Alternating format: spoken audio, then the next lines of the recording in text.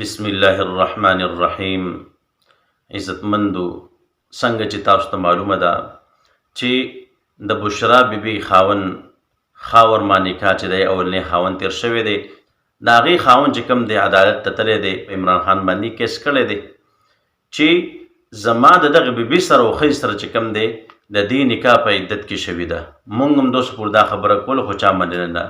اوس به ومني چې دا حقیقت و که نه و، لکه د مسلمانانو لیډر او د امت مسلمه لیډر او تور د لوی القابات ورکې او د علماو نه چې کوم دی غوره ګڼئ او د هغې په وجه باندې علما کنځئ، د علماو شکلونه ورانئ، او هغه دومره بېوقوفه، دومره قمقل، دومره ناپوهه دی چې هغه د اسلام د احکاماتو نه هم نه دی خبر چې نکاح به د یو زنانه سره ته کله کې. هغې سره د عدت په دوران کې نکاح کول دا خلاف شرع کار دی، دا د قرآن او د احادیثو نه خلاف کار دی او دا حرام کار دی، او دغه حرام کار ستا مشر کړی دی، خو نه ته عدت پیژنې او نه د مشر عدت پیژني، نو تاسو به څه د دې نه خبر شئ.